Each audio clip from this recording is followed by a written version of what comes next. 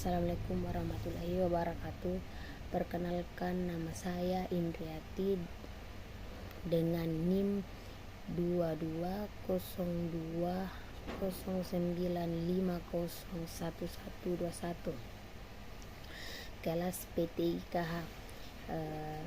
Di sini saya akan menyampaikan beberapa materi terkait hakikat urgensi identitas nasional.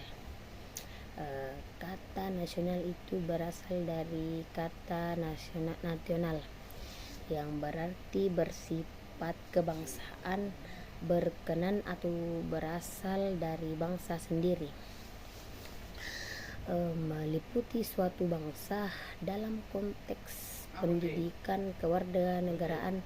Identitas nasional lebih dekat dengan arti jati diri, yakni ciri-ciri atau karakteristik, perasaan atau keyakinan tentang kebangsaan yang membedakan bangsa Indonesia dengan bangsa lain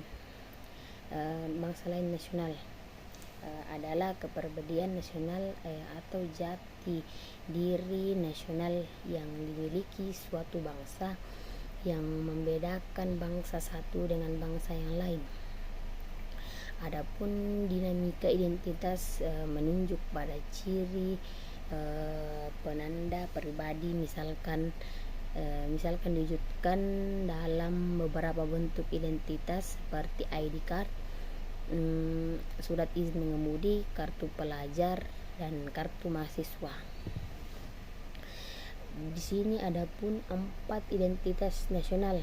Yang pertama itu bendera merah putih, yang kedua bangsa Indonesia, dan yang ketiga Garuda Pancasila, dan terakhir lagu kebangsaan.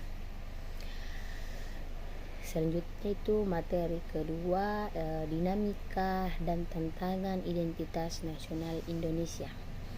Arti dinamika itu adalah sebuah pergerakan atau perubahan yang terjadi pada suatu hal yang menyebabkan sebuah dampak tertentu. Kemudian tantangan adalah suatu hal yang tanpa diadakan akan ada dan dengan sendirinya yang harus disikapi. Di sini ada beberapa tantangan terkait dengan masalah identitas nasional Indonesia. Yang pertama itu lebih bangga menggunakan bendera asing daripada bendera merah putih, lebih bangga menggunakan bahasa asing daripada bahasa Indonesia sendiri, dan menyukai simbol-simbol asing daripada lambang atau simbol bangsa sendiri, dan lebih juga mengapresiasi dan senang menyanyikan lagu-lagu bangsa lain daripada mendengarkan lagu-lagu nasional atau lagu daerah sendiri. Selanjutnya itu materi yang ketiga, hakikat dan urgensi internasional nasional. Istilah integrasi nasional dalam bahasa Inggrisnya adalah national integration. Integration berarti kesempurnaan atau keseluruhan. Kata ini berasal dari bahasa Latin integer, yang berarti utuh atau menyeluruh. Berdasarkan arti etimologisnya itu, integrasi dapat diartikan sebagai pembaruan hingga menjadi kesatuan yang utuh atau bulat. Sedangkan arti dari nation itu bangsa sebagai bentuk persekutuan dari orang-orang yang berbeda latar belakangnya, berbeda dalam suatu wilayah dan di bawah suatu kekuasaan politik. Adapun faktor-faktor terbentuknya integrasi nasional. Yang pertama itu perasaan persatuan dan perjuangan, cinta tanah air. Yang ketiga itu bentuk idealisme nasional. Dalam realitas integrasi nasional dapat dilihat dari 3 aspek, yaitu yang pertama aspek politik. Dalam tentang integrasi politik terdapat dimensi vertikal dan horizontal. Dimensi yang bersifat vertikal menyangkut hubungan elit dan massa, baik antara elit politik dengan massa pengikut atau antara penguasa dan rakyat guna menjabati celah perbedaan dalam rangka pengembangan proses politik yang partisipatif. Kemudian integrasi ekonomi. Integrasi ekonomi berarti terjadinya saling ketergantungan antara daerah dalam upaya memenuhi kebutuhan hidup rakyat. Kemudian itu integrasi budaya. Integrasi ini merupakan proses penyelesaian unsur-unsur yang berbeda dalam masyarakat sehingga menjadi suatu kesatuan. Unsur-unsur yang berbeda tersebut dapat meliputi ras, etnis, agama, bahasa, dan kebiasaan sistem nilai dan lain sebagainya. Integrasi sosial budaya juga berarti kesediaan bersatu bagi kelompok-kelompok sosial budaya di masyarakat, misal suku, agama, dan ras. Adapun beberapa faktor-faktor yang terbentuk integrasi nasional itu perasaan persatuan dan perjuangan, yang kedua cinta tanah air, dan yang ketiga bentuk idealisme nasional. Selanjutnya itu materi yang keempat, dinamika dan tantangan integrasi nasional. Sejak kita bernegara tahun 1945, upaya membangun integrasi secara terus-menerus dilakukan. Terdapat banyak perkembangan dan dinamika dari integrasi yang terjadi di Indonesia.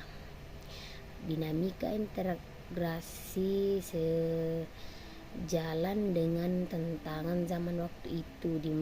Dinamika itu bisa kita contohkan peristiwa integrasi. Ada 5 dasar jenis integrasi, yaitu yang pertama integrasi bangsa. Integrasi bangsa itu tanggal 15 Agustus 2005 melalui Memorandum of Understanding di Vantaa, Helsinki, Finlandia, Indonesia berhasil secara damai mengajak gerakan Aceh Merdeka untuk kembali membangun dan setia memegang teguh kedaulatan negara. Selanjutnya itu integrasi wilayah melalui deklarasi tanggal 13 Desember 1999, pemerintah Indonesia mengumumkan kedaulatan wilayah Indonesia, yakni lebar laut terluas seluas 200 mil diukur dari garis yang menghubungkan titik-titik ujung yang terluas pada pulau-pulau negara Indonesia. Yang ketiga itu integrasi nilai. Bangsa Indonesia merupakan nilai integrasi. Jawabannya adalah Pancasila. Pengalaman membanggakan Pancasila sebagai nilai integratif terus-menerus dilakukan. Misalnya melakukan kegiatan pendidikan Pancasila dengan baik dengan mata di kuliah di perguruan tinggi dan mata pelajaran di sekolah. Selanjutnya yang keempat itu integrasi elit massa.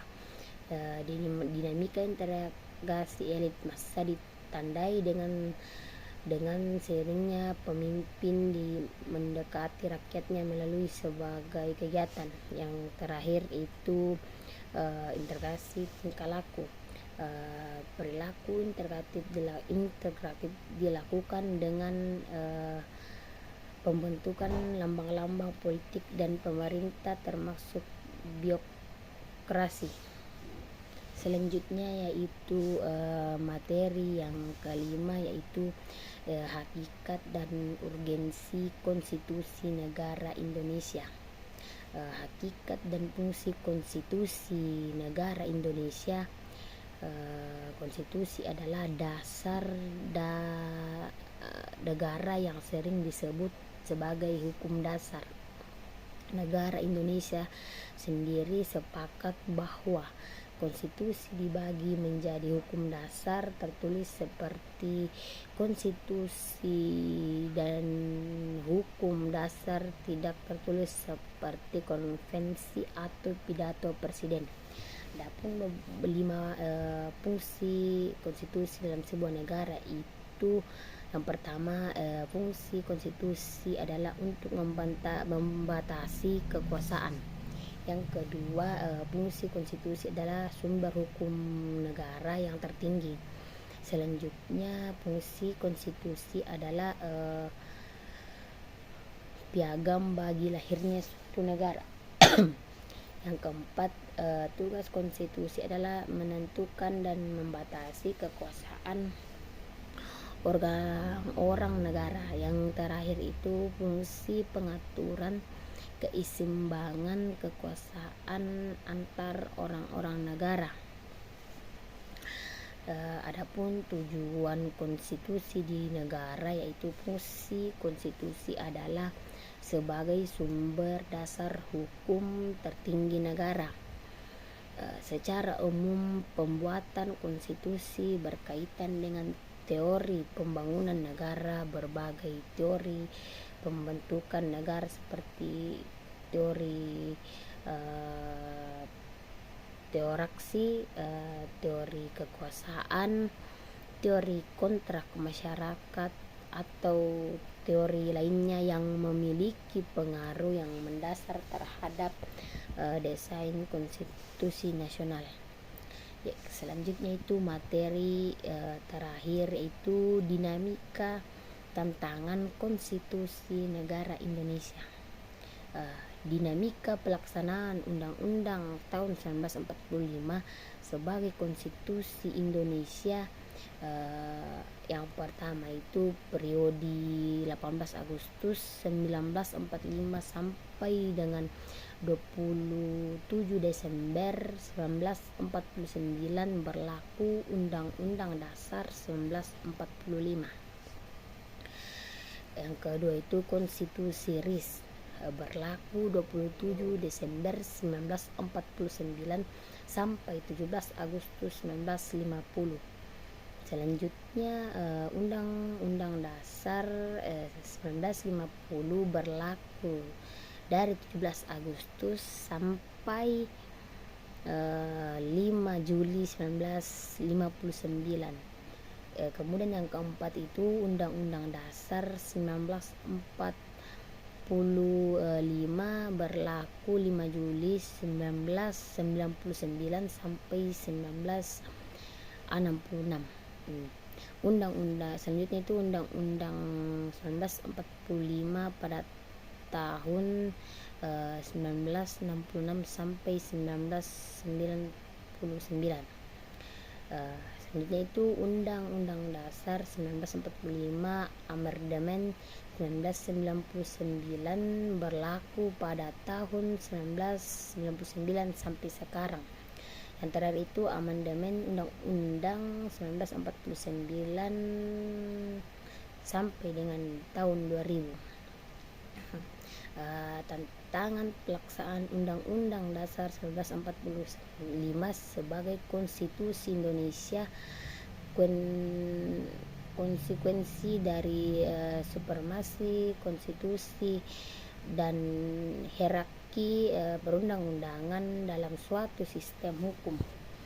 Maka perubahan konstitusi mengharuskan adanya perubahan terhadap perundang-undangan serta pelaksanaannya. Demikianlah penyampaian materi dari saya. Jika ada kesalahan mohon dimaafkan.